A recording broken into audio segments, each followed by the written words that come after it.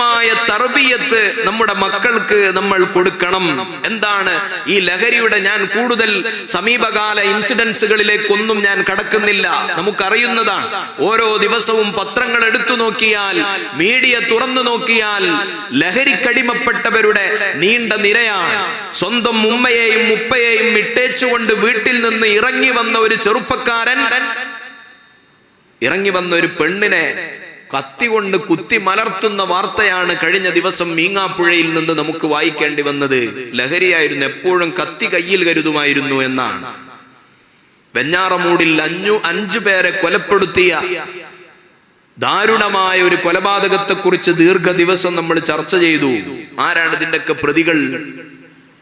ഇന്നലെ മലയാള മനോരമയിൽ കോഴിക്കോട് ജില്ലയിലെ ലഹരി സ്പോട്ടുകൾ അടയാളപ്പെടുത്തുന്ന ഒരു വാർത്ത, ഓരോ സ്ഥലങ്ങളിലും എവിടൊക്കെയാണ് വ്യാപകമായി ലഹരി വിതരണം ചെയ്യപ്പെടുന്നത് എന്നുള്ളത് കോഴിക്കോട് ജില്ലയിലെ എഡിഷനിൽ അത് ശ്രദ്ധയിൽപ്പെടുകയുണ്ടായി. ഓരോ നാട്ടിൻപുറങ്ങളിൽ പോലും ലഹരികൾ സുലഭമായി കിട്ടുന്ന ഒരു കാലത്ത് ലിബറലുകളാകാൻ, ഈ സമൂഹം അരക്ഷിതമാകണം എന്ന് താല്പര്യപ്പെട്ടുകൊണ്ട് പ്രവർത്തിക്കുന്ന എത്തീസ്റ്റുകളുള്ള കാലത്ത് നിരീശ്വരവാദികളുടെ ശ്രമം തന്നെ എന്താണ്? മതമാണ് ഇവിടത്തെ കെട്ടഴിഞ്ഞ ജീവിതത്തിന് വിഘാതം എന്ന് തിരിച്ചറിഞ്ഞപ്പോൾ മതത്തിന്റെ മൂല്യങ്ങളെ തകർത്തുകൊണ്ട് മതത്തെ പരിഹാസ വിധേയമാക്കണം, സമൂഹത്തിൽ എപ്പോഴും പരിഹസിച്ചുകൊണ്ടേയിരിക്കണം എന്ന് കരുതുന്ന ആളുകളുണ്ട്. നിങ്ങൾ നോക്കി, ഇസ്ലാമിനോടായിരിക്കും ഏറ്റവും കൂടുതൽ ഇത്തരം എത്തീസ്റ്റുകളാണെങ്കിലും നിരീശ്വരവാദികളാണെങ്കിലും അവർക്ക് ഏറ്റവും കൂടുതൽ വിമർശനം ഉണ്ടാവുക. എക്സ് മുസ്ലിംസ് ഉണ്ടാവും, എക്സ് ഹിന്ദുസും ക്രിസ്ത്യൻസും നിങ്ങൾ കേട്ടിട്ടുണ്ടാവില്ല. ഇസ്ലാമിനെ നിരന്തരമായി വിമർശിച്ചുകൊണ്ടിരിക്കുന്നത് എന്തിനാണ്? ധാർമ്മിക മൂല്യങ്ങൾ ഇവിടെ നിന്നാൽ ഈ സമൂഹത്തെ അരക്ഷിതമാക്കാൻ കഴിയില്ല, അരാജകത്വമായ ഒരു സമൂഹമാക്കി ഈ സമൂഹത്തെ മാറ്റാൻ കഴിയില്ല എന്നതുകൊണ്ട് പരിശുദ്ധമായ ഇസ്ലാമിന്റെ മൂല്യങ്ങളെയൊക്കെ വിദ്യാർത്ഥികൾക്കിടയിലും സമൂഹത്തിനിടയിലും നിസ്സാരവൽക്കരിച്ചുകൊണ്ടും പരിഹസിച്ചുകൊണ്ടും ഇവർ രംഗപ്രവേശനം ചെയ്യുമ്പോൾ നമ്മൾ അറിയാതെയെങ്കിലും നമ്മുടെ കുട്ടികളിലേക്കോ നമ്മുടെ മക്കളിലേക്കോ കുടുംബങ്ങളിലേക്കോ ഈ ഫെമിനിസ്റ്റ് കാഴ്ചപ്പാടുകളും ലിബറൽ ചിന്താഗതികളും എല്ലാം കടന്നു വരുന്നുണ്ട്, നമ്മൾ അറിയാതെ വരുന്നുണ്ട്. നോക്കി നിങ്ങൾ, നമ്മൾ ഏത് സദസ്സുകൾ എടുത്തു നോക്കിയാലും 20 വയസ്സിന്റെ താഴെയുള്ള മക്കളെ നമുക്ക് കാണാൻ കഴിയില്ല, 25 വയസ്സിന്റെ താഴെയുള്ള കുട്ടികളെ പലപ്പോഴും നമുക്ക് കാണാൻ കഴിയില്ല. ഇപ്പൊ അടുത്ത് ബാലുശ്ശേരി ഭാഗത്തൊരു പരിപാടിക്ക് പോയി, യുവാക്കളുടെ വഴിതെറ്റുന്ന യുവാക്കൾ എന്നാണ് എനിക്ക് വിഷയം കിട്ടിയത്. ഞാൻ സദസ്സ് നോക്കിയപ്പോൾ ഒരൊറ്റ യുവാവ് ആ സദസ്സിലില്ല. എന്ത് യുവാക്കളെ പറ്റി പറയാനാ? ഈ വയസ്സായ ആളുകളോട് യുവാക്കളെ പറ്റി, യുവത്വത്തെ പറ്റി പറയേണ്ടതുണ്ട്. എന്തുകൊണ്ടാണ്? ദീനിൽ നിന്ന് അകന്നു പോകുന്നതല്ല ശരിക്ക്. വളരെ നിഷ്കളങ്കരായ എല്ലാവരും ശുദ്ധ പ്രകൃതക്കാരാണ്, എല്ലാവരും ശുദ്ധ പ്രകൃതക്കാരാണ്. ഈ ലഹരിക്കടിമപ്പെട്ട് 5 പേരെയും 10 പേരെയും കൊലപ്പെടുത്തുന്ന ഈ മനുഷ്യനുണ്ടല്ലോ, അവന്റെ സാഹചര്യമാണ്, ആ നിമിഷമാണ്. ഒരു പക്ഷേ അവന് പശ്ചാത്താപം തോന്നിയേക്കാം, നന്നാവണം എന്നുള്ള താല്പര്യം തോന്നിയേക്കാം. ആ ഒരു പശ്ചാത്തലത്തിലേക്ക് കുട്ടികൾ കടന്നുപോയ ഒരു സാഹചര്യത്തെ കുറിച്ച് ഇനിയും നമ്മൾ വിചാരപ്പെടുന്നില്ലെങ്കിൽ അടുത്ത ഒരു ജനറേഷൻ ഭീതിജനകമായ, ഞാൻ ഇന്നലെ സൂചിപ്പിച്ച മൃഗീയത എന്ന് പോലും പറയാൻ പറ്റാത്ത, മൃഗങ്ങൾ പോലും ചെയ്യാത്ത കർമ്മങ്ങളിലേക്ക് അവർ ചെന്ന് പതിക്കുന്ന, നിപതിക്കുന്ന അതിദാരുണമായ ഒരു അവസ്ഥ നമുക്ക് കാണേണ്ടി വരും എന്നതിൽ സംശയമല്ല. നമ്മുടെ വീടകങ്ങളിൽ തർബിയത്ത് തുടങ്ങണം. പരിപാലനം, പാരന്റിംഗ് എന്ന് പറയുന്നത് തർബിയത്താണ്. അല്ലാഹു സുബ്ഹാനഹു വ തആല നമുക്ക് നൽകിയ ഉത്തരവാദിത്വം ഒരു കുഞ്ഞിനെ പ്രസവിച്ചത് മുതൽ കുഞ്ഞിന്റെ ആരോഗ്യ സംബന്ധമായ, അവരുടെ സുരക്ഷാ സംബന്ധമായ എല്ലാ കാര്യങ്ങളും അല്ലാഹു നമ്മെ ഏൽപ്പിച്ചിട്ടുണ്ട്. വളരെ ഗൗരവത്തിൽ നോക്കണം, നിങ്ങൾ ആലോചിച്ചു നോക്കൂ. തർബിയത്ത് എന്നാൽ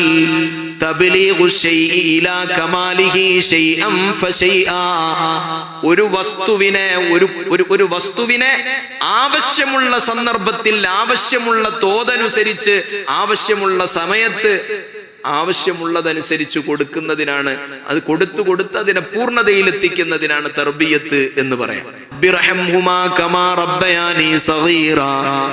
മാതാപിതാക്കൾക്ക് ദുആ ചെയ്യുന്ന സന്ദർഭത്തിൽ ഖുർആൻ പഠിപ്പിച്ച ദുആ ആണ്, റബ്ബിർഹംഹുമാ, ഞങ്ങളുടെ റബ്ബേ നീ ഞങ്ങളുടെ മാതാപിതാക്കൾക്ക് കരുണ ചൊരിയണം. അവർ ഞങ്ങളോട് ചെറുപ്പത്തിൽ കരുണ കാണിച്ചതുപോലെ അവരോട് നീ കരുണ കാണിക്കണം എന്ന് അല്ലാഹു സുബ്ഹാനഹു വ തആല ദുആ ചെയ്യാൻ പഠിപ്പിച്ചെടുത്ത് തന്നെ അതുണ്ട്. കമാ റബ്ബയാനി സഗീറ, അവർ ഞങ്ങളോട് ചെറുപ്പത്തിൽ എങ്ങനെയാണോ പെരുമാറിയത് അതുപോലെ ഞങ്ങളുടെ മാതാപിതാക്കളോട് നീ കരുണ കാണിക്കണം. അപ്പൊ ചെറുപ്പം മുതൽ തന്നെ, കുഞ്ഞിനെ ജനിച്ചതു മുതൽ തന്നെ അവരുടെ ഭക്ഷണ കാര്യങ്ങളിലും ആരോഗ്യ കാര്യങ്ങളിലും അവരെ തർബിയത്ത് ചെയ്യുന്നതിലും ഓരോ ഘട്ടങ്ങളിലും ഉമ്മയും ഉപ്പയും നിർവഹിക്കേണ്ട ദൗത്യങ്ങളെ പറ്റിക്കൊണ്ട് പറയുന്നുണ്ട്. തുടക്കം മുതൽ തന്നെ കുട്ടികളെ പരിഗണിക്കണം. ഉമ്മമാര് മുല കൊടുക്കുന്ന സമയത്ത് ബിസ്മി ചൊല്ലണം. മാത്രമല്ല ആ സന്ദർഭത്തിലുള്ള സംസാരത്തെ സൂക്ഷിക്കണം. ഗീബത്തും നമീമത്തും കളവും പറഞ്ഞുകൊണ്ട് കുട്ടിയെ മുലയൂട്ടരുത്. ഹറാമായ കാഴ്ചകൾ, സിനിമയും വേണ്ടാത്തരങ്ങളും കണ്ടുകൊണ്ട് കുട്ടിയെ മുലയൂട്ടരുത്. മുല കൊടുക്കുന്ന സമയത്തുള്ള ചിന്തകൾക്ക് പോലും മക്കളിൽ സ്വാധീനമുണ്ടെന്നാണ് ഇമ്മത്ത് രേഖപ്പെടുത്തുന്നത്. അതുകൊണ്ട് ചെറിയ പ്രായം മുതൽ തന്നെ മക്കളെ പരിപാലിച്ചു കൊണ്ടുവരുന്നിടത്ത് അബദ്ധം പറ്റിയാൽ അത് വലിയ ഗൗരവത്തിലുള്ള വീഴ്ചകളായി നമ്മുടെ കുടുംബത്തിൽ അത് കാണാൻ കഴിയുമെന്നാണ്. സുബ്ഹാനല്ലാഹ്, നമ്മൾ നല്ലോണം ആലോചിക്കണം. ശുദ്ധ പ്രകൃതക്കാരായി അല്ലാഹു അമാനത്തായി ഏൽപ്പിച്ച മക്കളെ ഓരോ ഘട്ടങ്ങളിലും നല്ല രൂപത്തിൽ നമ്മൾ പരിചരിക്കേണ്ടതുണ്ട്. ഗസാലി ഇമാം പരിചയപ്പെടുത്തുന്നത് കാണാം. മനുഷ്യന്റെ അൺകോൺഷ്യസ് മൈൻഡ് ഉണ്ടല്ലോ, ഉപബോധ മനസ്സുണ്ടല്ലോ, ചെറിയ കുട്ടിയുടെ ഉപബോധ മനസ്സുണ്ടല്ലോ, 5 വയസ്സുള്ള 6 വയസ്സുള്ള എന്നല്ല 3 വയസ്സുള്ള കാര്യങ്ങൾ വേർതിരിച്ചറിയാൻ കഴിവുള്ള കുട്ടികളുടെ ചെറിയ മനസ്സിലേക്ക് നമ്മൾ അറിയാതെ, അവരറിയാതെ പല കാരണങ്ങളും കടന്നുകൂടുന്നുണ്ട്, പല സംഗതികളും കടന്നുകൂടുന്നുണ്ട്. നമ്മൾ ചെയ്തു കൂട്ടുന്ന കാര്യങ്ങൾ ആ മക്കള് കാണുമ്പോൾ അവരുടെ അൺകോൺഷ്യസ് മൈൻഡ്, അവരുടെ ഉപബോധ മനസ്സ് അതിനെ ചോരണം ചെയ്യുന്നു. അതിനെ സ്വീകരിച്ചുകൊണ്ട് അതുപോലെ ചെയ്യാൻ വേണ്ടി ശ്രമിക്കുന്നുണ്ട്. അതുകൊണ്ട് നമ്മുടെ വീട്ടിലെ പരിസരങ്ങൾ ആദ്യം വളരെ ക്ലിയർ ആകണം. വീട്ടിലെ സാഹചര്യങ്ങൾ ക്ലിയർ ആകണം. ഇസ്ലാമിക അന്തരീക്ഷം ഉണ്ടാകണം. നല്ലൊരു ഇശാ മഗ്രിബിന്റെ ഇടയിൽ യാസീനും ഹദ്ദാദും ഓതുന്ന കുടുംബം നമ്മളെ വീട്ടിലുണ്ടെങ്കിൽ നമ്മുടെ മക്കളും ആ ഒരു പശ്ചാത്തലത്തിലേക്ക് ഇങ്ങനെ വരും. മക്കളെ കൈപിടിച്ചുകൊണ്ട് നന്മകളിലേക്ക് കൊണ്ടുപോകുന്ന ഒരു സാഹചര്യം നമ്മുടെ വീട്ടിലുണ്ടെങ്കിൽ അവർ വരും. അല്ലാതെ പുതിയ കാലഘട്ടമാണ്, കുട്ടികൾ ഇങ്ങനെയൊക്കെ ആവുള്ളൂ, ഇങ്ങനെ നടക്കുള്ളൂ, കുറച്ചൊക്കെ നമ്മൾ അങ്ങനെ അയച്ചു വിട്ടുകൊടുക്കണം എന്ന് കരുതിയാൽ ഒരു നിലക്കും മക്കളെ നമ്മൾ വിചാരിച്ച റൂട്ടിൽ കിട്ടൂല.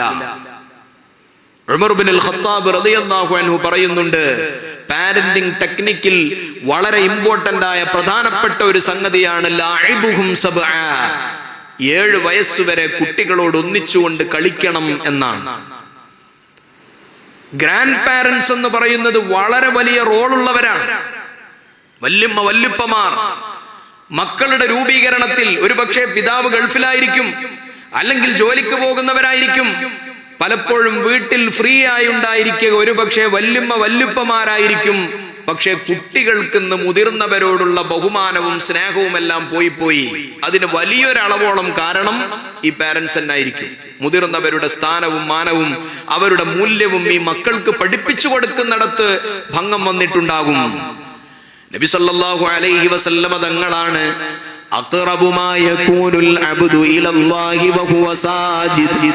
ഒരു മനുഷ്യൻ അല്ലാഹുവിനോട് ഏറ്റവും ബന്ധപ്പെടുന്ന സമയം, ഏറ്റവും അടുപ്പം പ്രാപിക്കുന്ന സമയം സുജൂദിൽ കിടക്കുന്ന സമയമാണ്. അഥവാ മുത്തുനബി വളരെ ഗൗരവത്തിലുള്ള സമയമാണ് സുജൂദിൽ കിടക്കുന്ന നേരം. ആ സമയത്താണ് പേരക്കുട്ടികളായ ഹസൻ ഹുസൈൻ റളിയല്ലാഹു അൻഹുമാ മുത്തുനബി സ്വല്ലല്ലാഹു അലൈഹി വസല്ലമ തങ്ങളുടെ പിരടിയിൽ പോയിരിക്കുന്നു. തങ്ങൾ അനങ്ങുന്നില്ല, അവിടെ തന്നെ ഇങ്ങനെ കിടന്നു കൊടുക്കുകയാണ്. മാത്രമല്ല പലപ്പോഴും ആ മക്കൾക്ക് കയറാൻ വേണ്ടി നബി സല്ലല്ലാഹു അലൈഹി വസല്ലമ തങ്ങൾ കുമ്പിട്ട് കൊടുത്തിട്ട് ആനകളി കളിപ്പിക്കുന്നു, കുതിരകളി കളിപ്പിക്കുന്നു.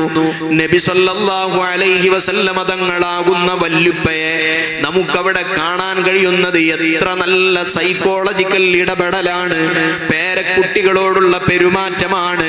വീട്ടിലേക്ക് വരുമ്പോൾ മിഠായി കൊണ്ടുവരുന്ന നബി സല്ലല്ലാഹു അലൈഹി വസല്ലം പേരക്കുട്ടികൾക്ക് ആഭരണം വാങ്ങിക്കൊടുത്ത അനുഭവം ഹദീസിന്റെ ഗ്രന്ഥങ്ങളിലുണ്ട്. സുബ്ഹാനല്ലാഹ്, ആ ദൗത്യം പലപ്പോഴും നിർവഹിക്കാൻ നമ്മളെ വല്ലുമ്മമാർക്ക് കഴിയുന്നില്ല. അവരും മൊബൈൽ ഫോണിലാണ്, അവരും വേറെ പല ശുഗലിലുമാണ്. അവർക്ക് കുട്ടികളുടെ ഒച്ചപ്പാട് കേൾക്കാൻ പറ്റൂല. വീട്ടിൽ ചെന്നാ പിന്നെ മക്കളൊക്കെ മിണ്ടാതിരിക്കണം. ചില വല്ലുപ്പമാര് പറയും, ഞാൻ അങ്ങോട്ട് വീട്ടിലേക്ക് ചെന്നാൽ പിന്നെ കുട്ടികളൊക്കെ ശാന്തരാണ് എന്നെല്ലാവർക്കും പേടിയാണ്. വലിയ ക്രെഡിറ്റ് ആയിട്ട് പറയണാണ്. ലഅിബുഹും സബ്ആ, പേടിപ്പിക്കരുത്. വല്ലുപ്പാരെന്ന് പറഞ്ഞാൽ കുട്ടികളെ സ്നേഹം പിടിച്ചു പറ്റേണ്ട സമയത്ത് സ്നേഹം പിടിച്ചു പറ്റണം. ഇത് കണ്ടൂടെ? മക്കൾ ഒച്ചപ്പാടുണ്ടാക്കണം, മക്കൾ ചാടിക്കളിക്കുന്നത് ഓടിക്കളിക്കുന്നതൊക്കെ ചിലർക്ക് ഇപ്പോഴത്തെ കാലം അങ്ങനായി. ഇവരെ പരിചരണം, ഇവരെ സ്വന്തം മക്കളെ പോലെ നോക്കാൻ കഴിയണം. സ്വന്തം മക്കൾ തന്നെയാണ്, മക്കളുടെ മക്കൾ തന്നെയാണ്. അതുപോലെ നോക്കുകയും അവരെ പരിചരിക്കുകയും ചെയ്താൽ ഒരു പരിധി വരെ മക്കളെ നമുക്ക് നിയന്ത്രിക്കാൻ കഴിയും. പക്ഷേ ഗ്രാൻഡ് പാരന്റ്സിന്റെ റോള് പലപ്പോഴും പോയി. എല്ലാവരും മൊബൈൽ ഫോണിലാണ്, വലിയോരും മൊബൈൽ ഫോണിലാണ്, വയസ്സുള്ളവരും എല്ലാവരും ഫോണിലാണ്. ആ റോള് നമ്മൾ തിരിച്ചു പിടിക്കണം. മക്കളോട് എത്രയാണോ അങ്ങോട്ട് സ്നേഹം കൊടുക്കുന്നത്, മക്കൾക്ക് എത്ര സമയം കൊടുക്കാനുണ്ടോ, എത്ര സ്നേഹവും കാരുണ്യവും നമ്മൾ പങ്കുവെക്കുന്നുണ്ടോ, അതനുസരിച്ചാണ് ഇങ്ങോട്ടും മക്കളിൽ നിന്ന് സ്നേഹം കിട്ടുക. ഇന്നഹു മല്ലാ യർഹം ലാ യുർഹം, അങ്ങോട്ട് സ്നേഹം കൊടുക്കാത്തവർക്ക് ഇങ്ങോട്ട് സ്നേഹം കിട്ടില്ലെന്നാണ്. ചെറിയ പ്രായം മുതൽ തന്നെ മക്കൾക്ക് സമയം കൊടുക്കണം. ലാഇബുഹും സബ്ആ, 7 വയസ്സ് വരെ കുട്ടികളോട് ഒന്നിച്ചുകൊണ്ട് കളിക്കണം. അവരോട് ദേഷ്യപ്പെടാൻ പാടില്ല. ഇസ്ലാമികമായ ടെക്സ്റ്റുകളിൽ എവിടെയും 7 വയസ്സ് വരെ കുട്ടികളെ അടിക്കണം എന്ന് പറഞ്ഞിട്ടില്ല. മുറുസ്സബിയ ബിസ്സലാത്തി ഇദാ ബലഗ 7 സിനീൻ, 7 വയസ്സ് വരെ നിങ്ങൾ കുട്ടികളോട് നിസ്കാരം കൊണ്ട് കൽപ്പിക്കണമെന്നാണ്. 7 വയസ്സായാൽ നിസ്കാരം കൊണ്ട് കൽപ്പിക്കണം. 7 വയസ്സായാൽ. അവിടെ അടിക്കണം എന്നല്ല, അടിക്കാൻ പറയുന്നത് എപ്പോഴാ? 10 വയസ്സായിട്ടും നിസ്കരിച്ചിട്ടില്ലെങ്കിൽ അവരടിക്കണം എന്നാ പറയുന്നത്. പലപ്പോഴും മക്കൾ ചീത്ത വരാൻ ആകാനുള്ള ഒരു കാരണമായി അബ്ദുല്ലാഹി ഇബ്നുൽ മുബാറക് റളിയല്ലാഹു അൻഹു പറയുന്നത്, മക്കൾ പലപ്പോഴും വഴികേടിലായി പോകാനുള്ള ഒരു കാരണം മാതാപിതാക്കളുടെ ദേഷ്യവും സമീപനങ്ങളുമാണ് എന്നാണ്. മാതാപിതാക്കൾ അകാരണമായി മക്കളോട് തെറി വിളിക്കാൻ പാടില്ല. പണ്ടത്തെ കാലത്ത് അത് വ്യാപകമായിരുന്നു, അത്ര ശ്രദ്ധയിൽപ്പെടുന്നില്ല. എന്താണ് മാതാപിതാക്കൾ മക്കളോടുണ്ടാകേണ്ട സമീപനം? നമ്മുടെ ദേഷ്യം നമ്മുടെ മക്കൾ വഴിവിളക്കാനുള്ള കാരണമാകരുത്. അബ്ദുല്ലാഹി ഇബ്നുൽ മുബാറക് റളിയല്ലാഹു അൻഹുവിന്റെ അടുക്കൽ വന്ന് ശകാഅൻ ബഅദി ഔലാദിഹി, അവരുടെ മക്കളിൽ ചില ആളുകളെ പറ്റി പരാതി പറയുന്നു. ശൈഖേ, മക്കള് പറയുന്നത് കേൾക്കുന്നില്ലെന്നാണ് പരാതി. ബഹുമാനപ്പെട്ട അബ്ദുല്ലാഹി ഇബ്നുൽ മുബാറക് റളിയല്ലാഹു അൻഹു ആ ചെറുപ്പക്കാരനോട് ചോദിച്ചു, നിങ്ങൾ മക്കൾക്കെതിരെ തെറി പറയാറുണ്ടോ? ശാപവാക്കുകൾ പറയാറുണ്ടോ? മക്കൾക്കെതിരെ ദുആ ചെയ്യാറുണ്ടോ എന്ന് ചോദിച്ചപ്പോൾ ആ മനുഷ്യൻ പറഞ്ഞു, അതെ, ചിലപ്പോഴൊക്കെ ദേഷ്യം വരുമ്പോ ഞാൻ അങ്ങനെ പറഞ്ഞു പോകാറുണ്ട്. അബ്ദുല്ലാഹി ഇബ്നുൽ മുബാറക് റളിയല്ലാഹു അൻഹു പറയുന്നു, എന്നാൽ മക്കള് പറഞ്ഞതനുസരിക്കാതിരിക്കാനുള്ള കാരണം തേടി നീ മറ്റെവിടെയും പോകേണ്ട. നിന്റെ ദേഷ്യം വരുമ്പോഴുള്ള നിന്റെ പ്രയോഗങ്ങളുണ്ടല്ലോ, ദേഷ്യം വരുമ്പോൾ നീ പറയുന്ന വാക്കുകളുണ്ടല്ലോ, ആ വാക്കുകളാണ് നിന്റെ മക്കൾ കേടുവരാനുള്ള കാരണം. അൻതല്ലദീ അഫ്സദതഹു, നീയാണ് നിന്റെ മക്കളെ ബടക്കാക്കിയത്. അബ്ദുല്ലാഹി ഇബ്നുൽ മുബാറക് റളിയല്ലാഹു അൻഹു പറയുന്നു, നബി സല്ലല്ലാഹു അലൈഹി വസല്ലമ തങ്ങളുടെ സമീപത്തേക്ക് വളരെ ചെറിയ പ്രായത്തിൽ തന്നെ കൊണ്ടുവരുന്നു അനസ് ഇബ്നു മാലിക് റളിയല്ലാഹു അൻഹുവിനെ. വളരെ ചെറിയ പ്രായത്തിൽ അനസ് ഇബ്നു മാലിക് റളിയല്ലാഹു അൻഹുവിന്റെ ഉമ്മ മദീനയിൽ മുത്തുനബി സല്ലല്ലാഹു അലൈഹി വസല്ലമ തങ്ങൾ എത്തിയപ്പോൾ മദീനക്കാരായ എല്ലാവരും മുത്തുനബിയെ കാണാൻ വന്നു. പക്ഷെ അന്നൊരു നിയമമുണ്ട്, കാണാൻ വരുന്നവരൊക്കെ സമ്മാനം കൊടുക്കണം. പക്ഷെ അനസ് ഇബ്നു മാലിക് റളിയല്ലാഹു അൻഹുവിന്റെ ഉമ്മയുടെ കയ്യിൽ സമ്മാനം കൊടുക്കാൻ ഒന്നുമില്ല. പാവപ്പെട്ട ഒരു ഉമ്മയാണ്, ഉമ്മു സുലൈം റളിയല്ലാഹു അൻഹ. തങ്ങളെ കാണാൻ പോകാൻ കഴിഞ്ഞില്ല. മദീനയുടെ ഒരു തെരുവിൽ വല്ലാതെ സങ്കടപ്പെട്ടുകൊണ്ട് കുഞ്ഞു മോനെയും പിടിച്ചിട്ട് ഉമ്മു സുലൈം റളിയല്ലാഹു അൻഹ അങ്ങനെ നിന്നു. പക്ഷെ നിക്കപ്പൊറുതിയില്ലാതെ വന്നപ്പോൾ മുത്തുനബി സല്ലല്ലാഹു അലൈഹി വസല്ലമ തങ്ങളുടെ അടുക്കലേക്ക് ചെറിയ മോന്റെ കയ്യും പിടിച്ചിട്ട് അനസ് റളിയല്ലാഹു അൻഹുവിന്റെ കയ്യും പിടിച്ചിട്ട് ചെന്നു. തങ്ങളോട് പറഞ്ഞു, തങ്ങളെ, എനിക്ക് അങ്ങേ കാണാതിരിക്കാൻ നിർവാഹമില്ല. മദീനത്തുള്ള എല്ലാ ആണും പെണ്ണും അങ്ങേ കാണാൻ വേണ്ടി വന്നു. എല്ലാവരും സമ്മാനം തന്നു. എനിക്ക് സമ്മാനം തരാൻ എന്റെ കയ്യിൽ ഒന്നും തന്നെയില്ല. വലം മജിദ് ഇൻദി ഗൈറ ബനി ഹാദാ, എന്റെ അടുക്കൽ അങ്ങേക്ക് തരാൻ ഇതാ എന്റെ അനസ് മോനല്ലാതെ മറ്റൊന്നുമില്ല നബിയേ. ഫഖുദുഹു വഫഅൽഹു മാ ശിഅത യാ റസൂലല്ലാഹ്. അതുകൊണ്ട് എന്റെ അനസ് മോനെ അങ്ങ് സ്വീകരിച്ചിട്ട് അങ്ങ് ഇഷ്ടം പോലെ വേണ്ടതൊക്കെ ചെയ്യിപ്പിച്ചോളൂ നബിയേ. ഈ അനസ് മോനെ അങ്ങേക്ക് സമർപ്പണമാണ്. ആ പ്രിയപ്പെട്ട ഉമ്മ കൊച്ചുമോനാകുന്ന അനസിനെ കൊണ്ടുപോയി ഏൽപ്പിച്ചപ്പോ അനസ് ബിൻ മാലിക് റളിയല്ലാഹു അൻഹു പറയാണ്, 10 കൊല്ലത്തോളം മുത്തുനബിയുടെ കൂടെ കൂടിയിട്ട് ഒരിക്കൽ പോലും എന്നെ ദേഷ്യപ്പെട്ടിട്ടില്ല. എന്നെ വിളിക്കേണ്ടി വരുമ്പോൾ മുത്തുനബി വിളിക്കാറുള്ളത് പലപ്പോഴും യാ ബുനയ്യ, ഓ കുഞ്ഞുമോനെ, മറ്റു പലപ്പോഴും യാ ഉനൈസ്, അനസ് മോനെ എന്നല്ലാതെ നബി എന്നെ വിളിച്ചിട്ടില്ല. ഒരു സംഗതിക്കും എന്നോട് ദേഷ്യപ്പെട്ടിട്ടില്ല. ഒരു സന്ദർഭത്തിൽ എനിക്കൊരനുഭവമുണ്ടായി. എന്നെ മാർക്കറ്റിലേക്ക് പറഞ്ഞയക്കുന്നു റസൂലുള്ളാഹി സ്വല്ലല്ലാഹു അലൈഹി വസല്ലം. വളരെ ഗൗരവപ്പെട്ട ഒരാവശ്യത്തിന് വേണ്ടിയാണ് പറഞ്ഞയച്ചത്. ഞാനാകട്ടെ വഴിയിൽ കുട്ടികൾ കളിക്കുന്നത് കണ്ടപ്പോൾ ആ കുട്ടികളോടൊന്നിച്ച് ഞാനും കളിക്കാൻ തുടങ്ങി. മണിക്കൂറുകൾ കഴിഞ്ഞപ്പോഴും എന്നെ കാണാതെ വന്നപ്പോ നബി സല്ലല്ലാഹു അലൈഹി വസല്ലമ തങ്ങൾ ഇറങ്ങി വരികയാണ്. അപ്പോഴാണ് ഞാൻ കളിക്കുന്നത് മുത്തുനബി സല്ലല്ലാഹു അലൈഹി വസല്ലമ തങ്ങൾ കാണുന്നത്. അപ്പൊ ഞാനിങ്ങനെ കളിയിൽ ഏർപ്പെട്ടുകൊണ്ടിരിക്കുന്ന സമയത്ത് ശഅർതു ബി ഇൻസാനിൻ യഖിഫു ഖൽഫി വയഖുദു ബി സൗബി,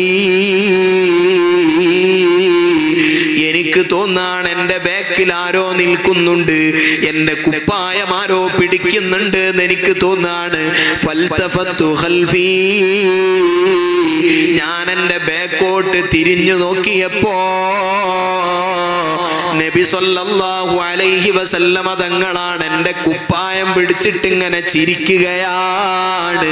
ചിരിച്ചിട്ട് എന്റെ മുത്ത് നബി സല്ലല്ലാഹു അലൈഹി വസല്ലമ തങ്ങൾ എന്നോട് ചോദിക്കുന്നു, അദഹബത ഹൈസു അമർതുക യാ ഉനൈസ്, അനസ് മോനെ, ഞാൻ പറഞ്ഞോടത്ത് മോന് പോയോ? ഞാൻ ഒരാവശ്യത്തിന് പറഞ്ഞയച്ചതല്ലേ, മോനവിടെ പോയോ എന്ന് ചോദിച്ചപ്പോൾ അനസ് റളിയല്ലാഹു അൻഹു പറയുന്നു, അൽആൻ ദാഹിബുൻ യാ റസൂലല്ലാഹ്, ഇതാ ഇപ്പോ ഞാൻ പോവാണ് നബിയേ എന്നും പറഞ്ഞിട്ട് അനസ് മോനങ്ങ് ഓടിപ്പോയി. നബി സല്ലല്ലാഹു അലൈഹി വസല്ലമ തങ്ങളാ പോകുന്നത് കണ്ടിട്ട് ഇങ്ങനെ ചിരിച്ചു നിന്നു. ഒരിക്കൽ പോലും നബി സല്ലല്ലാഹു അലൈഹി വസല്ലമ തങ്ങൾ മോശം വാക്ക് ഉപയോഗിച്ചില്ല. നമ്മൾ ഗൗരവത്തിലെടുക്കണം. നമ്മളാണ് മക്കളെ ഒരു സാധനം വാങ്ങാൻ പറഞ്ഞേച്ചെന്ന് വെച്ചോളി, 1 മണിക്കൂറോ എന്നല്ല 2-3 മണിക്കൂർ വേണ്ട, ഒരു അരമണിക്കൂർ കഴിഞ്ഞിട്ടും കുട്ടിനെ എത്തേണ്ട സമയത്ത് കാണാതിരുന്നാൽ പിന്നെ ആ കുട്ടിനെ വിളിക്കാത്ത വാക്കുണ്ടാവില്ല. ഇവിടെ വാജി ഹറാം പറഞ്ഞവനെ, ഇബിലീസ്, കുരുപ്പെ, ബലാലെ, എന്താണോ ഹറാം പറഞ്ഞവൻ എന്ന് പറഞ്ഞാല് ഉത്തരവാദി ഉമ്മന്നെ, ഹറാമിൽ പറഞ്ഞവൻ എന്നതിന്റെ അർത്ഥം. എന്തൊക്കെ വിളിക്കപ്പണ്ട്. അപ്പൊ ഇത് ഇങ്ങനെ വിളിക്കാൻ പാടില്ല എന്നാണ് അബ്ദുല്ലാഹി ഇബ്നുൽ മുബാറക് റളിയല്ലാഹു അൻഹു പറയാ. ആ പറച്ചിലുകൾ ഒരു പക്ഷേ മക്കൾക്ക് പ്രതികൂലമായി ബാധിച്ചേക്കാം. നമ്മുടെ ദേഷ്യം മക്കൾ വടക്കാവാൻ കാരണമാകരുത്. ലഅഇബുഹും സബ്അ, നമ്മൾ കുട്ടികളോട് ഒന്നിച്ച് നല്ല രൂപത്തിൽ ആ 7 വയസ്സുവരെയുള്ള പ്രായത്തിൽ അവർക്ക് ഏറ്റവും ഇഷ്ടപ്പെട്ടവർ അവരുടെ ഉമ്മയും ഉപ്പയുമായി മാറണം, വല്ലുമ്മയും വല്ലുപ്പയുമായി മാറണം. ബാക്കിയുള്ളവരോട് ഇഷ്ടമുണ്ടാവാൻ പാടില്ല എന്നല്ല. ഏറ്റവും ഇഷ്ടപ്പെട്ടവർ അവരുടെ ഉമ്മയും ഉപ്പയും വല്യുമ്മയും വല്യുപ്പയും. സ്നേഹം കൊണ്ട് അവർക്ക് സമയം കണ്ടെത്തണം. ഗൾഫിലായിരിക്കും പലപ്പോഴും നമുക്ക് അവരെ കാണാനും അവരോട് ഇടപഴകാനും കഴിയുന്നില്ലെന്ന് വന്നേക്കാം. എന്നാലും ഉമ്മമാരുടെ തർബിയത്ത് അവിടെ ഉണ്ടായിരുന്നു. പഴയ കാലങ്ങളിലൊക്കെ അങ്ങനെയാണ്. 4 കൊല്ലം ഗൾഫിൽ നിന്നിട്ടൊക്കെ വരുന്ന കാലത്ത് നമ്മൾ മക്കളെ പോറ്റിയിട്ടുണ്ടല്ലോ. അന്നൊന്നും ഇത്ര വൃത്തികേടായ മക്കൾ ഉണ്ടായിട്ടില്ലല്ലോ. അതിന്റെ കാരണം എന്താണ്? തർബിയത്തിന്റെ ഉത്തരവാദിത്വം ഉമ്മമാര് കൃത്യമായി നിർവഹിച്ചിട്ടുണ്ട്. അല്ലെങ്കിൽ കുടുംബത്തിൽ തന്നെ ഗൗനിക്കപ്പെടുന്ന കാരണവന്മാരെ, മൂത്താപ്പമാരെ പരിഗണിക്കുന്നവരുണ്ട്. എന്നാൽ സ്വന്തം അപ്പുറത്തും ഇപ്പുറത്തും യാതൊരു ബന്ധവുമില്ലാത്ത കാലം, കുട്ടിക്ക് ഉപ്പാനോടും ബന്ധമില്ല, ഉമ്മാനോടും ബന്ധമില്ലാത്ത കാലം. ലാഇബുഹും സബ്ആ എന്ന് പറഞ്ഞാൽ നമുക്ക് ഓൺലൈൻ സംവിധാനങ്ങളുണ്ട്. ആ കുട്ടികളോടൊന്നിച്ച് സമയം ചെലവഴിക്കാൻ, ജോലി തിരക്കുകളുള്ളവരാണെങ്കിലും വിദേശത്തുള്ളവരാണെങ്കിലും മറ്റെല്ലാ എന്റർടൈൻമെന്റുകളിൽ നിന്നും നമ്മൾ സമയം കണ്ടെത്തിയിട്ട് നമ്മൾ മക്കളോടൊന്നിച്ച് വിനിയോഗിക്കാനും അവരോട് സംസാരിക്കാനും കളിക്കാനും സമയം കണ്ടെത്തണം. കാരണം ബുദ്ധി വികാസം പ്രാപിക്കുന്ന അവരുടെ ഉപബോധ മനസ്സിൽ ഉപ്പയും ഉമ്മയും ഏറെ പ്രിയപ്പെട്ടവരായി മാറേണ്ടതുണ്ട്. ഉമർ ഇബ്നുൽ ഖത്താബ് റളിയല്ലാഹു അൻഹു പറയുന്നു, വഅദ്ദിബുഹും സബ്ആ, 7 മുതൽ 14 വരെയുള്ള സന്ദർഭത്തിൽ അദബ് പഠിപ്പിക്കണമെന്നാണ്. ഇവിടെയാണ് പലപ്പോഴും നമ്മളിൽ പലർക്കും ഭംഗം വരുന്നത്. പലപ്പോഴും പല പാളിച്ചകൾ വരുന്നത് ഇവിടെയാണ്. 7 വയസ്സുള്ള കുട്ടിയുടെ അവബോധ മനസ്സിലേക്ക് നന്മകൾ കയറ്റി കൊടുക്കേണ്ടതിനു പകരം ബാർബർ ഷോപ്പിൽ കുട്ടിയെ കൊണ്ടുപോയിട്ട് അവന് മോഡേണായ രൂപത്തിൽ മുടി വെട്ടി കൊടുക്കുന്നു. കുട്ടിക്കറിയൂല ഇതേത് മോഡലാണെന്നറിയില്ല. ഉപ്പ പറയാണ്, ഇന്നാലിന്റെ കട്ടിൽ മുടി കെട്ടിക്കോ. വളർന്നു വരുന്ന കുട്ടിയുടെ മനസ്സിലേക്ക് നന്മകൾ കടത്തേണ്ടതിനു പകരം വസ്ത്രവിധാനങ്ങളിൽ മാന്യതയില്ലാത്ത കുട്ടികളാണല്ലോ എന്നാണ് പറയാ. എന്നാലും മാന്യമല്ലാത്ത വസ്ത്രങ്ങൾ കുട്ടികളെ കൊണ്ട് ധരിപ്പിച്ചുകൊണ്ട് അവരുടെ ആ നല്ല കാലത്ത് നമ്മൾ ഇങ്ങനെ വളർത്തുന്നു. അപ്പൊ കുട്ടികളുടെ മനസ്സിൽ ഇതാണ് എന്റെ റൂട്ട് എന്നുള്ളൊരു തോന്നൽ ഇങ്ങനെ ഉണ്ടായി വരും. ആവുന്ന രൂപത്തിലൊക്കെ നല്ല നിലക്ക് നമുക്ക് തർബിയത്ത് ചെയ്തൂടെ? കഴിയുന്ന രൂപത്തിൽ. സാഹചര്യങ്ങളിൽ ഒരുപാട് പ്രതികൂലമായ ചുറ്റുപാടുകളുണ്ട്. എന്നാൽ നമുക്ക് അനുകൂലമാക്കിയെടുക്കാൻ പറ്റുന്ന ഒരു ചുറ്റുപാട് നമുക്ക് ഉണ്ടാക്കിക്കൂടെ? അദ്ദിബുഹും സബ്ആ, അദബ് പഠിപ്പിക്കണം 7 മുതൽ 14 വരെ എന്ന് പറഞ്ഞാൽ അദബ് പഠിപ്പിക്കുക പറഞ്ഞാൽ വടി എടുത്തിട്ട് ഇങ്ങനെ അദബ് പഠിപ്പിക്കലല്ല. ചിലർ മനസ്സിലാക്കിയത് അങ്ങനെയാണ്. ചെയ്യടാ, പള്ളിയിൽ പോടാ, അങ്ങോട്ട് പോടാ, ഹദ്ദാദോദടാ, യാസീനോദടാ, അത് വാങ്ങി വാടാ, ഇങ്ങനെ പറയലല്ല അദബ് എന്ന് പറയുന്നത്. പ്രത്യേകിച്ച് ആൽഫ ജനറേഷൻ ഒരിക്കലും ഇഷ്ടപ്പെടാത്തതാണ് അവർക്ക് മേലുള്ള ഈ അധീശത്വം എന്ന് പറയുന്നത്.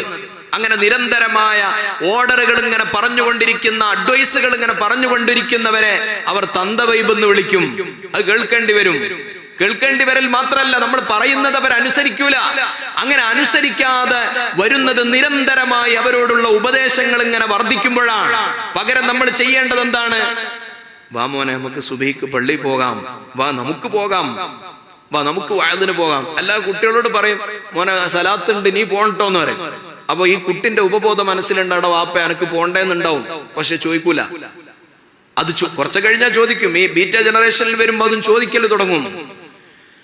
അപ്പൊ പറഞ്ഞു വരുന്നത്, അവരോട് പറയേണ്ടത് അവരെ കൈപിടിച്ച് കൂടെ ചേർത്തുകൊണ്ട് വളർത്താൻ നമുക്ക് കഴിയണം. നമ്മുടെ വീടുകളിലെല്ലാം ഇസ്ലാമിക അന്തരീക്ഷമുണ്ടായിരുന്നു. അതെല്ലാം എടുത്തൊഴിവാക്കപ്പെട്ടു പോയി. ഉമ്മമാരും എളുപ്പ വഴിയാണ് സ്വീകരിക്കുന്നത്. ഇശാ മഗ്രിബിന്റെ ഇടയിൽ യാസീനോതും ഹദ്ദാദ് റാത്തീബോതും. ഇന്നിപ്പോ ഖുർആൻ തുറക്കുന്ന പ്രവണത തന്നെ ഇല്ല. ഓതാനുള്ള ചുമതല ഉസ്താദിനെ ഏൽപ്പിച്ചിട്ടിരിക്കുകയാണ്. യൂട്യൂബ് ഓണാക്കിയിട്ട് ഉമ്മമാര് പണിയിലാണ്. ഒഴിവുള്ള സമയത്തൊക്കെ അവിടുന്നും ഇവിടുന്ന് ഇങ്ങനെ ഓതും. ഓതാൻ കഴിഞ്ഞു കിട്ടിയാൽ ഓതും. അല്ലാതെ അത് എടുത്ത് ഖുർആൻ എടുത്തു വെച്ചിട്ട് മക്കളെ ഇരുത്തിക്കൊണ്ട് വരൂ, നമുക്കൊരു യാസീൻ ഓതാം, നമുക്ക് ഹദ്ദാദ് റാത്തീബ് ചൊല്ലാമെന്ന് പറയുന്ന വീടുകൾ കുറവാണ്. ചെല്ലാൻ അറിയുന്നവരൊക്കെ നേരിട്ട് തന്നെ ഖുർആനും മേടൊക്കെ എടുത്തു വെച്ച് തന്നെ ചെല്ലണം.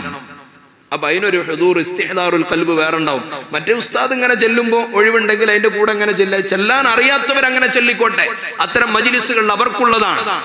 ചൊല്ലാൻ അറിയുന്നവർ ഇശാ മഗ്രിബിന്റെ ഇടയിൽ മക്കളെ ചേർത്ത് നിർത്തിയിട്ട് അങ്ങനെ യാസീൻ ഓതുന്ന, നല്ല മൗലിദ് ഓതുന്ന ഒരു അന്തരീക്ഷം ചെറുപ്പത്തിൽ തന്നെ മക്കളിൽ പടുത്തുയർത്തിയാൽ ആ മക്കൾ പിന്നെ വഴിപിഴച്ചു പോകൂല. അദബ് പഠിപ്പിക്കുന്നിടത്ത് കുട്ടികളോട് പരസ്യമായി നിങ്ങൾ അവരെ ആക്ഷേപിക്കരുത്. ചിലരൊക്കെ ഉണ്ട്, പലയിടത്തും ചെന്നാൽ ചില കുട്ടികളുമായിട്ട് വന്ന് പറയും, 2 മക്കളുണ്ടാകും, ഉസ്താദേ ഇപ്പം നല്ല ഉഷാറാണ്, നല്ല പഠിക്കാൻ ഉഷാറാണ്, എന്നാ രണ്ടാമത്തോനെ ചൂണ്ടിക്കാണിച്ചിട്ട് പറയും നല്ല കുരുത്തം കെട്ടോനാണ്, ഒന്നും പറഞ്ഞാൽ മനസ്സിലാക്കൂല, ഒന്നും തന്നെ പഠിക്കാനും ഉഷാറില്ല. കുട്ടികളെ മുന്നിൽ വെച്ചുകൊണ്ട് അങ്ങനെ പറയാൻ പാടില്ല. കുട്ടികളുടെ മുന്നിൽ വെച്ചുകൊണ്ട് അങ്ങനെ അവരെ ആക്ഷേപിച്ചുകൊണ്ടുള്ള ഉപദേശങ്ങൾ അരുത്, അങ്ങനെ ചെയ്യരുത്. അത് കുട്ടികൾക്ക് നമ്മോട് വെറുപ്പും ഇത് ഉൾക്കൊള്ളുന്നതിന് പകരം അവരുടെ ഉള്ളിൽ ഒരു ദേഷ്യം ഉൽപ്പാദിപ്പിക്കപ്പെടാൻ കാരണമാകും. അതുകൊണ്ട് അവരെ സൗമ്യമായി പറഞ്ഞ് മനസ്സിലാക്കി സ്നേഹത്തോടുകൂടെയുള്ള സമീപനങ്ങൾ, അതാകണം നമ്മുടെ പാരന്റിങ്. പഴയ കാലം പോലെയല്ല, പണ്ട് പേടിപ്പിച്ച് നമുക്ക് നിർത്താമായിരുന്നു. ഇന്ന് പേടിപ്പിക്കേണ്ട കാലമല്ല. കാരണം പേടിപ്പിക്കുന്നതിന് പകരം സുഖിപ്പിക്കുന്നതിന്റെ എല്ലാ തലങ്ങളും അവർക്ക് ലഭ്യമായി കൊണ്ടിരിക്കെ അവര് ചിന്തിക്കും, ഞാൻ എന്തിനങ്ങനെ പേടിച്ചുകൊണ്ട് വീട്ടിൽ കഴിയുന്നു, വീട്ടിൽ നിന്നുകൊണ്ട് പുറത്തിറങ്ങിയിട്ട് ഏതെങ്കിലും നഗരത്തിൽ പോയാൽ പിന്നെ എനിക്ക് പേടിയില്ലാതെ നിർഭയത്വമുള്ള ഒരു ജീവിതം ജീവിച്ചൂടെ എന്ന് കുട്ടികൾ കുറച്ച് പ്രായപൂർത്തിയാകുമ്പോൾ ചിന്തിക്കുന്നത് നമ്മളെ കുഴപ്പമാണ് എന്ന് നമ്മൾ ആദ്യം മനസ്സിലാക്കണം. അതേ സമയത്ത് 7 വയസ്സ് വരെ കുട്ടികളോട് മാനസികമായി അറ്റാച്ച്മെന്റ് ഉണ്ടാക്കി 7 മുതൽ 14 വരെ അവർക്ക് വേണ്ട രൂപത്തിൽ അദബ് പഠിപ്പിച്ച ഒരു കുട്ടി 14 വയസ്സാകുമ്പോഴേക്ക് കുട്ടി നമ്മൾ പറയുന്നതൊക്കെ കേൾക്കും.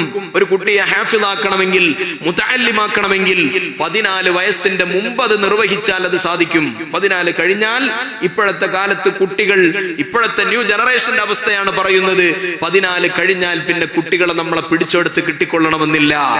അവരുടെ സർക്കിളുകൾ, അവരുടെ ഫ്രണ്ട് സർക്കിളുകൾ, സൗഹൃദ വലയങ്ങൾ എങ്ങോട്ടാണ് സഞ്ചരിക്കുന്നതെന്ന് നമുക്കറിയില്ല.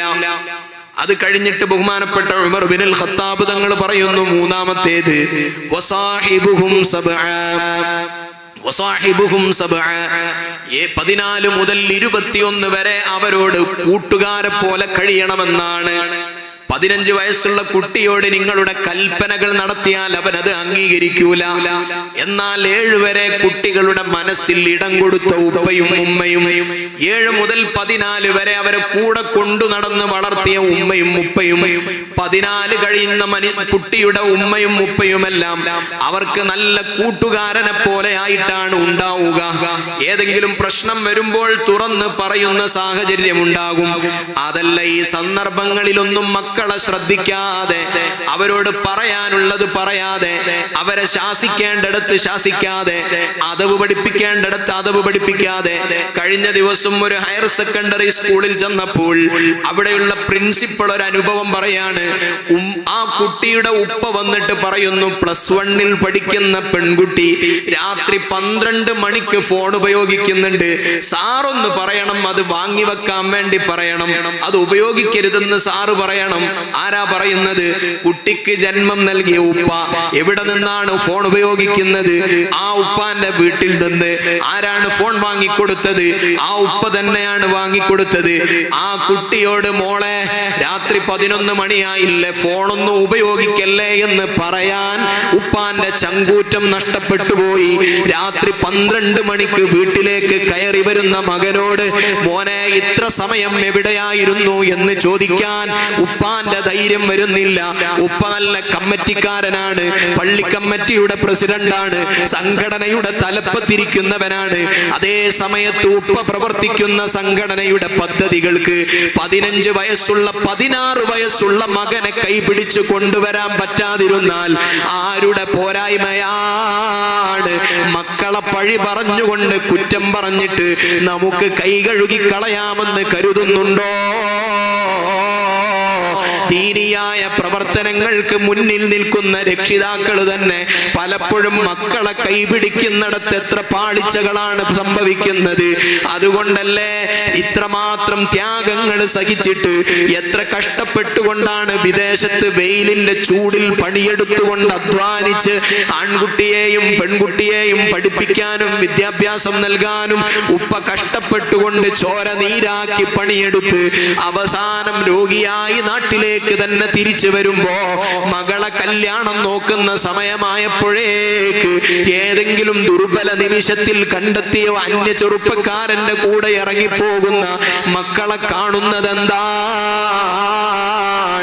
കോടതി മുറികളിൽ ഉമ്മയുടെയും ഉപ്പയുടെയും കണ്ണുനീരുകൾ എന്തുകൊണ്ടാണ് നമുക്ക് കാണേണ്ടി വരുന്നത്?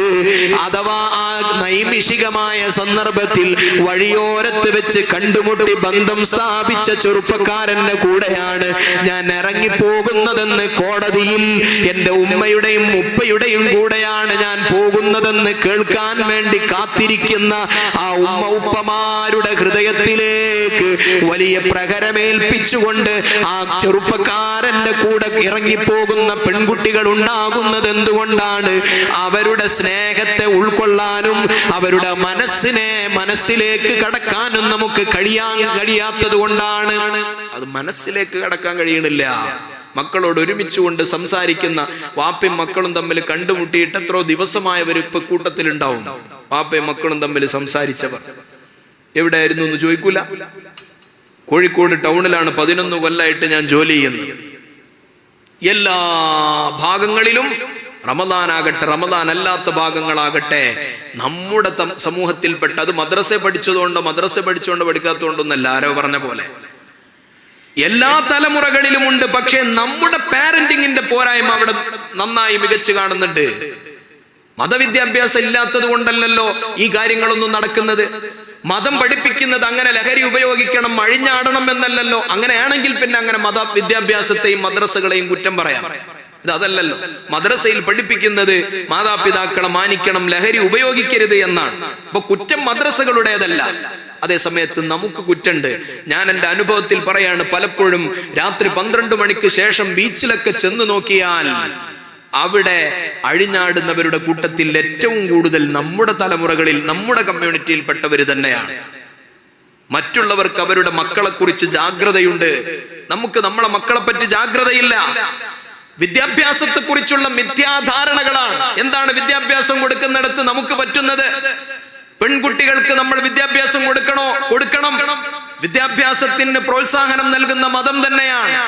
പക്ഷെ എന്തുറപ്പിലാണ് യാതൊരു സുരക്ഷിതത്വവും ഇല്ലാത്തൊരു നഗരത്തിലേക്ക് പ്രായപൂർത്തിയായ പെൺകുട്ടിയെ പഠനത്തിന്റെ പേരിൽ നമ്മൾ പറഞ്ഞയക്കുമ്പോൾ അവരുടെ ആത്മീയമായ ജീവിതം എങ്ങനെയാണ് എന്ന് നോക്കേണ്ടതിന്റെ ഉത്തരവാദിത്വം നമുക്കില്ലേ?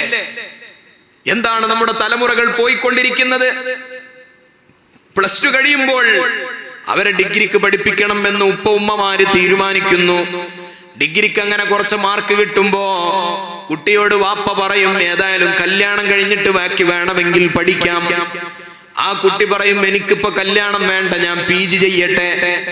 സുബ്ഹാനല്ലാഹ്, കുട്ടിയുടെ ആവശ്യമല്ലേ എന്ന് കരുതിയിട്ട് ചില ഉപ്പാരൊക്കെ അങ്ങനെ പറയും, എന്റെ മോള് PGക്കാ പഠിക്കുന്നത്, മംഗലാപുരത്താ പഠിക്കുന്നത്, ഡൽഹിയിലാ പഠിക്കുന്നത്, ബാംഗ്ലൂരിലാണ് പഠിക്കുന്നത്, അഭിമാനം പറയുകയാണ്. എന്നാൽ ആ PG കഴിയുന്ന സന്ദർഭത്തിൽ ആ കുട്ടിയുടെ അവിടുത്തെ ജീവിതം എന്താണെന്ന് ഉപ്പാക്ക് ധാരണയില്ല, ഉമ്മാക്ക് ധാരണയില്ല. അങ്ങനെ അഴിഞ്ഞാടാൻ വിട്ടുകൊടുക്കുന്ന രൂപത്തിൽ, അഥവാ ഇവരുടെ സുരക്ഷിതത്വമാണ് ഏറ്റവും ഒരു മുഅ്മിനായ മനുഷ്യൻ സംബന്ധിച്ച് പ്രാധാന്യം ഉണ്ടാകേണ്ടത്. അള്ളാഹു അതിനെക്കുറിച്ച് ചോദിക്കുമെന്ന ബോധ്യം വേണം. ഏതായാലും PG കഴിഞ്ഞാൽ കുട്ടിയോട് ഉപ്പ കല്യാണം കഴിക്കല്ലേ എന്ന് ചോദിച്ചാൽ, കല്യാണം കഴിപ്പിക്കട്ടെ എന്ന് ചോദിച്ചാൽ കുട്ടി പറയും, ഏതായാലും PG കഴിഞ്ഞില്ലേ, ഇനി PhD കൂടി ചെയ്തിട്ട് കല്യാണം കഴിപ്പിക്കാം. അങ്ങനെ 5 കൊല്ലമോ 6 കൊല്ലമോ 3 കൊല്ലം മുതൽ എത്ര കൊല്ലവും PhDക്ക് എടുക്കാം. അങ്ങനെ PhD ചെയ്യാൻ വേണ്ടിയിട്ട് കുട്ടി സമയം ചെലവഴിക്കുന്നു. 10-24 വയസ്സാകുമ്പോൾ കുട്ടിയുടെ പാരന്റ്സ് ചോദിക്കുന്നു, ഏതായാലും ഇനി കല്യാണം നോക്കല്ലേ? അപ്പൊ കുട്ടി പറയുന്നു, ഏതായാലും ഇത്രയൊക്കെ പഠിച്ചല്ലോ, ഇനി ഒരു ഒറ്റക്കാലിൽ നിൽക്കട്ടെ, ഇതുവരെ 2 കാലിലല്ലേ നിന്നത്, ഇനി ഒറ്റക്കാലിൽ നിന്നിട്ട് കല്യാണം മതി, ഒരു ജോലിയാകട്ടെ എന്നും പറഞ്ഞിട്ട് ഇങ്ങനെ കാത്തു നിൽക്കാണ്. ജോലിയൊക്കെ കിട്ടിയിട്ട് വരുമാനമൊക്കെ വരാൻ തുടങ്ങുമ്പോൾ ആ കുട്ടിയോട് കല്യാണം കഴിക്കല്ലേ എന്ന് ചോദിക്കുമ്പോ കുട്ടി ചോദിക്കാണ്, കല്യാണം എന്നൊക്കെ പറയുന്നത് ഒരു ഉടമ്പടിയല്ലേ? അത് ഭർത്താവ് പറയുന്നത് കേൾക്കേണ്ടി വരുമല്ലോ. നമ്മളിപ്പോ നടക്കുന്നത് പോലെ നടക്കാനൊന്നും പറ്റൂലല്ലോ. അതുകൊണ്ട് എനിക്ക് കല്യാണം വേണ്ട, ഞാൻ ലിവിങ് ടുഗദർ ആവുകയാണ്. കല്യാണം ഇല്ലാതെ ആരെങ്കിലും കൂടെ ജീവിച്ചാ മതിയല്ലോ. ജീവിക്കണം എന്നുണ്ടെങ്കിൽ കല്യാണം കഴിക്കണോ? ഇത് അപകടം പിടിച്ച ഈ ചിന്ത നമ്മുടെ സമുദായത്തിലേക്ക് കൊണ്ടുവരാൻ ഫെമിനിസ്റ്റുകൾ നിരന്തരമായ ശ്രമങ്ങൾ നടത്തുന്നുണ്ട്. പെൺകുട്ടികളുടെ സമത്വവും സ്വാതന്ത്ര്യവും ഉറക്കെ പറഞ്ഞുകൊണ്ട് നമ്മുടെ തലമുറകളെ കൂടി കാർന്നു തിന്നുന്ന വൃത്തികെട്ട സംസ്കാരം നമ്മുടെ ഇടയിലേക്ക് വരുന്നുണ്ട്. ഈ സംസ്കാരത്തെ പറ്റി നമ്മളും ജാഗ്രതരായില്ലെങ്കിൽ അടുത്ത തലമുറ എങ്ങോട്ട് പോകും എന്നതിനെ കുറിച്ച് നമ്മൾ നന്നായി ഗൗരവത്തിൽ ചിന്തിക്കണം. വേണ്ടേ? ആരാ ഉത്തരവാദികൾ? പഠിക്കണോ? കല്യാണം കഴിച്ചിട്ട് പഠിപ്പിച്ചാളെ? പഠിപ്പിക്കുന്നിടത്ത് തന്നെ പല പ്രശ്നങ്ങളുണ്ട്. കുട്ടിയുടെ പൊട്ടൻഷ്യാലിറ്റിയോ കുട്ടിയുടെ കഴിവോ ഒന്നും നോക്കിയിട്ടല്ല പഠിപ്പിക്കുക. അപ്പുറത്തുള്ള ഡോക്ടറാണ്, എന്നാ പിന്നെ നമ്മളെ മോനെ ഡോക്ടറാക്കാൻ ലക്ഷങ്ങൾ ചെലവിട്ടുകൊണ്ട് കുട്ടികളുടെ അഭിരുചി നോക്കാതെ മതപരമായ വിദ്യാഭ്യാസം നൽകാതെ വേണ്ട സാഹചര്യങ്ങളിൽ മതപരമായ വിദ്യാഭ്യാസത്തിന് പ്രാധാന്യം കുറഞ്ഞു. എന്തെങ്കിലും ചെറിയ പ്രശ്നം ഉണ്ടാവും ചിലപ്പോ മദ്രസയിൽ, അത് മതി, പിന്നെ ആകെ ജഗ പുകയായി ആകെ പ്രശ്നങ്ങളായി കുട്ടി ഇനി മദ്രസയിൽ പോകുന്നില്ല എന്ന് പറയാൻ. എന്നാൽ ഇവരുടെ സാമൂഹിക പരിസരങ്ങളിൽ പെട്ടുകിടക്കുന്ന അപകടങ്ങളെ കുറിച്ച് ഈ മാതാപിതാക്കൾ യാതൊരു നിലക്കും ജാഗ്രതരാകുന്നില്ല. മാതാപിതാക്കളെ വെട്ടിക്കൊല്ലുന്നിടത്തേക്ക് കുട്ടികൾ വരുന്നത് ആത്മീയ വിദ്യാഭ്യാസത്തിന്റെ കുറവാണല്ലോ. ആ വിദ്യാഭ്യാസം നമ്മൾ നൽകണം. രണ്ടാമത്തേത്, കുട്ടിയെ ആവശ്യമുള്ളതേ പഠിപ്പിക്കാവൂ. നല്ല കഴിവുള്ള കുട്ടിയാണെങ്കിൽ നമ്മളെ പരിസരത്തുള്ള മെഡിക്കൽ കോളേജുകളിലൊക്കെ പഠിപ്പിക്കാൻ സുരക്ഷിതമായ ഒരു അന്തരീക്ഷം ഉണ്ടെങ്കിൽ പഠിപ്പിച്ചോളൂ. ഇസ്ലാം എതിരല്ല. അതേ സമയത്ത് പഠനത്തിന്റെ പേരിൽ ഒരു കുട്ടിയെ ഒറ്റക്ക് വിടാനുള്ള അവകാശം, ഒറ്റക്ക് യാത്ര പറഞ്ഞേക്കാനും ഒറ്റക്ക് താമസിപ്പിക്കാനും മതം അനുവദിക്കുന്നില്ല. വഴികേടിലായി നടക്കാൻ ഇസ്ലാമികമായ ഒരു അന്തരീക്ഷം അങ്ങനെ ഒരിക്കലും മതം അനുവദിക്കുന്നില്ല. രണ്ടാമത്തേത്, നമ്മൾ സെലക്ട് ചെയ്യുന്ന ക്യാമ്പസുകളെ കുറിച്ച് നമുക്ക് ജാഗ്രതയുണ്ടാകണം. ആ ക്യാമ്പസിൽ പോയാൽ അവിടുത്തെ സ്ഥിതികൾ എങ്ങനെയാണ്? ഇപ്പൊ പെൺകുട്ടിയെ പറഞ്ഞയക്കാൻ പറ്റുമോ? അല്ലെങ്കിൽ ആൺകുട്ടികളെ തന്നെ അവിടെ പറഞ്ഞയക്കാൻ പറ്റുമോ? അവിടെ ആകെ ലഹരിയും ആകെ പേക്കൂത്തുകളുമാണ്. ടീച്ചേഴ്സിന് നിയന്ത്രണമില്ല, ലിബറലുകളുടെ അഴിഞ്ഞാട്ടമാണ്. അങ്ങനെയുള്ള ഒരു ക്യാമ്പസിലേക്ക് നമ്മൾ കുട്ടിയെ പറഞ്ഞയക്കുമ്പോൾ നോക്കണം. എന്നിട്ട് പിന്നെ അതൊക്കെ കഴിഞ്ഞ് നമ്മൾ തന്നെ അവിടെ കൊണ്ടുപോയി ചേർത്തും ഒക്കെ കഴിഞ്ഞിട്ട് കുട്ടി വരുമ്പോ നമ്മൾ പറയും കുട്ടി ആകെ ബടക്കായി പോയിട്ടുണ്ട്. ഉത്തരവാദി നമ്മൾ തന്നെയാണ്.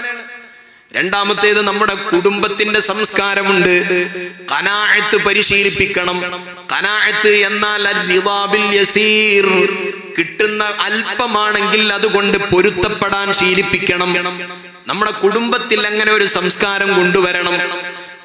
മുകളിലുള്ളവരിലേക്കല്ല നബി സല്ലല്ലാഹു അലൈഹി വസല്ലം തങ്ങൾ പറയുന്നുണ്ട്, ഉൻദുറു ഇലാ മൻ ഹുവ അസ്ഫല മിൻകും, നിങ്ങളെക്കാൾ താഴ്ന്നവരിലേക്കാണ് നിങ്ങൾ നോക്കേണ്ടത്. നിങ്ങൾ വലാ തൻദുറു ഇലാ മൻ ഹുവ ഫൗഖകും, നിങ്ങളെക്കാൾ മുകളിലുള്ളവരിലേക്കല്ല നിങ്ങൾ നോക്കേണ്ടത്. നമ്മുടെ സംസ്കാരങ്ങളിൽ തന്നെ ഒരുപാട് മാറ്റങ്ങൾ വന്നു. വസ്ത്ര സംസ്കാരങ്ങളിൽ മാറ്റങ്ങൾ വന്നു, ചടങ്ങുകളിൽ മാറ്റങ്ങൾ വന്നു. നല്ല ദീനിയായി നടക്കുന്ന ഉപ്പാന്റെ മക്കളാണ്. കല്യാണത്തിന്റെ ദിവസം വന്നാൽ പിന്നെ പ്രകടനത്തിന് യാതൊരു പ്രശ്നവുമില്ല. സ്റ്റേജിൽ കൊണ്ടുപോയി മക്കളെ പ്രദർശിപ്പിക്കുന്നു. എത്രയെത്ര ആർഭാടങ്ങൾക്ക് വേണ്ടി പണങ്ങൾ എത്രയാണ് നമ്മൾ ഇടിച്ചു തീർക്കുന്നത്, എത്ര പണങ്ങളാണ് കഴിച്ചു തീർക്കുന്നത്. സൗന്ദര്യത്തിലുള്ള സങ്കല്പങ്ങളുണ്ട്. ചെറിയ മക്കൾക്ക് തന്നെ സൗന്ദര്യവർദ്ധക വസ്തുക്കൾ വാങ്ങിക്കൊടുക്കാണ്. അതുപോലെ തന്നെ മേക്കപ്പും ലിപ്സ്റ്റിക്കും എല്ലാം ചെറിയ പ്രായത്തിൽ തന്നെ മക്കളെ പ്രോത്സാഹിപ്പിക്കുകയാണ്. എങ്ങോട്ടാണ് ഈ മക്കളെ കൊണ്ടുപോകുന്നതെന്ന് ഗൗരവത്തിൽ ആലോചിക്കണം. അതുപോലെ നമ്മുടെ ഉപഭോഗ സംസ്കാരമുണ്ട്. വസ്ത്രം വാങ്ങുന്നിടത്ത്, അത് ഉപയോഗിക്കുന്നിടത്ത്, ഒരു കല്യാണത്തിന് പോകാൻ ഒരു വസ്ത്രം, ഇന്നിപ്പോ പെരുന്നാളാണ്, ആ പെരുന്നാൾക്ക് ഒരു വസ്ത്രം വാങ്ങി. മറ്റന്നാൾ ഞായറാഴ്ച വേറൊരു കല്യാണം ഉണ്ടെന്ന് വെച്ചോളൂ, എന്നാൽ ആ കല്യാണത്തിന് പോകാൻ വേറെ വസ്ത്രം വേണം. ഇത് മറ്റൊക്കെ കണ്ടിട്ടുണ്ട്. അതുകൊണ്ട് കണ്ട വസ്ത്രം ഇടാൻ പറ്റൂല. നമ്മുടെ ഉള്ളിലേക്ക് വരുന്ന സംസ്കാരങ്ങളാണ്. എന്നിട്ട് പണത്തിന് യാതൊരു മൂല്യവുമില്ലാത്ത നിലക്ക് ഈ ആധുനിക കാലം ഇത് വാങ്ങൂ, അത് അനുഭവിക്കൂ, ഇത് കഴിക്കൂ, അത് ചെയ്യൂ എന്ന് പറയുന്നതിന്റെ പിന്നാലെ കുടുംബവുമായി നമ്മളിങ്ങനെ പോവാണ്. നമ്മളിങ്ങനെ സഞ്ചരിക്കാൻ. എന്നിട്ട് പറയും ഇപ്പോഴത്തെ കാലല്ലേ, ഇതൊന്നും ഇല്ലാതെ നടക്കൂല. നടക്കും. കുട്ടികൾക്ക് എപ്പോഴും വേണ്ടത് സ്നേഹമാണ്, ആത്മീയ അന്തരീക്ഷമാണ്. യാത്ര വേണോ? വേണം. മാതാപിതാക്കളോ ഒരുമിച്ച് മാസത്തിൽ ഒരിക്കലെങ്കിലും നമ്മുടെ കുടുംബം ഒന്നിച്ച് യാത്ര വേണം. ആ യാത്ര എവിടേക്കെങ്കിലും നല്ല പ്രകൃതി രമണീയമായ സ്ഥലങ്ങളിലേക്കോ ദീൻ വിലക്കപ്പെട്ടിട്ടില്ലാത്ത സ്ഥലങ്ങളിലേക്കൊക്കെ കുടുംബങ്ങൾ ഒന്നിച്ച് യാത്ര ചെയ്ത് ഉമ്മയും ഉപ്പയും മക്കളൊക്കെ മനസ്സ് തുറന്ന് സംസാരിക്കാവുന്ന ഒരു സാഹചര്യം വേണം, ഉണ്ടാകട്ടെ. ഭക്ഷണം കഴിക്കാൻ വല്ലപ്പോഴും വീട്ടിൽ നിന്ന് പുറത്തേക്ക് പോകാം. എല്ലാ ദിവസവും ഭക്ഷ്യ സംസ്കാരം പുറത്തു നിന്ന് മാത്രം ഭക്ഷണം കഴിക്കുന്ന ഒരു രീതി ഉണ്ടാകാം. അത് നമ്മുടെ സമ്പത്തിനും കേടാണ്, ശരീരത്തിനും കേടാണ്. എപ്പോഴെങ്കിലും വീട്ടുകാർ ഒരുമിച്ച് പോയി സുരക്ഷിതമായ ഒരു സ്ഥലത്ത് നിന്ന് ഭക്ഷണം കഴിക്കുന്നതിന് നിരുത്സാഹപ്പെടുത്തല്ല. അതേ സമയത്ത് ഏതെങ്കിലും ഒരു നേരം എല്ലാ ദിവസവും ഉപ്പയും ഉമ്മയും മക്കളും ഒരുമിച്ചിരുന്ന് ഭക്ഷണം കഴിക്കണം. നമ്മളെല്ലാരും വീട്ടിൽ ഇന്നു മുതൽ തുടങ്ങണം. രാത്രിയിലെ സമയമായാൽ നന്നായി. അപ്പൊ കുട്ടി പറയും, ചിലപ്പോൾ മകൻ വിളിച്ച് പറയും, ഞാൻ ഏതായാലും നേരം പോകും, നിങ്ങൾ കഴിച്ചോളി. അപ്പൊ ഉമ്മയും ഉപ്പയും പറയണം, നീ വരാതെ നമ്മൾ കഴിക്കൂല, നിന്നെ കാത്തുക്കും. നീ 12 മണിക്കാണോ വരിക, എന്നാ നമ്മളും 12 മണിക്കേ കഴിക്കൂ. 2 ദിവസം കാത്തു നോക്കി 3-ാമത്തെ ദിവസം കുട്ടി നേരത്തെ എത്തും. എന്നിട്ട് ആ കഴിക്കുന്ന സമയത്ത് മൊബൈൽ ഫോണൊക്കെ ഒന്ന് മാറ്റി വെച്ചിട്ട് കുട്ടികളോട് മനസ്സ് തുറന്ന് സംസാരിക്കും. അപ്പൊ കുട്ടിക്ക് എന്തെങ്കിലും പ്രയാസം വരുമ്പോൾ പറയാൻ, അത് കേൾക്കാൻ ഉപ്പയും ഉമ്മയും ഉണ്ട് എന്ന ഒരു തോന്നൽ അവിടെ വരും. മറ്റു കുട്ടികളോട് ബന്ധമില്ല. പലപ്പോഴും ഉസ്താദ്മാരോട് പറയും, ഉസ്താദ് ഓന് ശരിയില്ല, ഓനോട് നിങ്ങൾ പറഞ്ഞു കൊടുക്കണം. എന്ത്, ബാപ്പാക്ക് ഇത് പറയാൻ ധൈര്യം വരുന്നില്ല, ബാപ്പാക്ക് അറ്റാച്ച്മെന്റ് ഇല്ല. അപ്പൊ അതുകൊണ്ട് ചെറിയ മക്കളോട് ചെറിയ പ്രായം മുതൽ തന്നെ ഈ സമീപനം തുടങ്ങിയാൽ, അല്ലാത്ത മക്കളോട് മനസ്സ് തുറന്നിട്ട് ഉപ്പമാര് സംസാരിക്കണം, ഉമ്മമാര് സംസാരിക്കണം. എന്നാലേ ഈ അപകടം പിടിച്ച സാഹചര്യത്തിൽ നിന്ന് നമ്മുടെ മക്കളെ നമുക്ക് രക്ഷപ്പെടുത്താൻ പറ്റുകയുള്ളൂ എന്ന് ഈ സന്ദർഭത്തിൽ ഓർമ്മപ്പെടുത്തിക്കൊണ്ട് അല്ലാഹു സുബ്ഹാനഹു വ തആല നമ്മുടെ മക്കളെ എല്ലാം സ്വാലിഹീങ്ങളിലും മുഖ്റവിയായ മക്കളിലും ഉൾപ്പെടുത്തി അനുഗ്രഹിക്കുമാറാവട്ടെ. അല്ലാഹു സുബ്ഹാനഹു വ തആല അമാനത്തായി നമ്മെ ഏൽപ്പിച്ച മക്കളാണ്. ഗസാലി ഇമാം പറയുന്നുണ്ട്, പ്രായപൂർത്തിയാകുമ്പോൾ ആ മക്കളെ കൈ പിടിച്ചിട്ട് പറയാൻ കഴിയണമെന്നാ. എന്ത് മോനെ, ഞാൻ നിന്നെ ഇൽമു പഠിപ്പിച്ചു, നിനക്ക് അദബ് പഠിപ്പിച്ചു, ഇപ്പോഴിതാ നിനക്ക് പ്രായപൂർത്തിയാവാണ്, ഞാൻ നിന്നെ കെട്ടിച്ച് കല്യാണം കഴിച്ചു തരുന്നു, അല്ലെങ്കിൽ നിന്നെ കെട്ടിച്ചു വിടുന്നു. ഇതാ ഞാൻ നിന്നെ തൊട്ട് അനബരി ഉമ്മിൻക, ഖിയാമത്ത് നാളിൽ എന്നെ പറയരുതിട്ടോ, ഞാൻ നിന്റെ എല്ലാ ഹക്കുകളും നിർവഹിച്ചിട്ടുണ്ട് എന്നൊരു കുട്ടിയോട് പറയാൻ ഒരു ഉമ്മാക്കും ഉപ്പാക്കും കഴിയണം. അതിനങ്ങനെ ബന്ധം വേണം. ചെറുപ്പം മുതലേ അങ്ങനെ വളർത്തണം. ചിലർക്കൊക്കെ അപകർഷതയാണ്. ചിലർ പറയും, ഉപ്പാക്കൊക്കെ നല്ല സ്നേഹമാണ്, പക്ഷെ അത് പ്രകടിപ്പിക്കാൻ അറിയില്ല. പിഷ്കണ്ട, പഴയ കാലം പോലല്ല. സ്നേഹം പ്രകടിപ്പിച്ചോ, കുട്ടിക്ക് ഉമ്മ കൊടുത്തോ, കുട്ടിയെ ചേർത്ത് പിടിച്ചോ, ഒന്ന് ഹഗ് ചെയ്തോ, ഒന്ന് കേട്ടോ, മോനെന്ന് വിളിച്ചോ, ഓമനപ്പേര് വിളിച്ചോ, ഒരു പ്രശ്നമില്ല. ഒന്നും പറ്റാൻ പോലില്ല. നമ്മൾ ഇടിഞ്ഞു പോവല്ല, മക്കളിലേക്ക് നമ്മൾ അത്രയും അടുക്കുകയാണ്. ഈ കണ്ടുകൊണ്ടിരിക്കുന്ന ദുർഘടമായ, വളരെ ഭീതിതമായ ഈ ഒരു സാഹചര്യത്തെ പിടിച്ചു നിർത്താൻ, അടുത്ത ഒരു തലമുറയെ സംരക്ഷിക്കാൻ ഇതല്ലാത്ത വേറൊരു വഴിയില്ല. അല്ലാതെ അവിടെ ഏതെങ്കിലും ക്ലാസ് നടത്തിയിട്ടോ കുട്ടിയെ കൗൺസിൽ ചെയ്തിട്ടോ ഒന്നും ഇതിന്റെ എഫക്റ്റീവ് ഉണ്ടാവില്ല.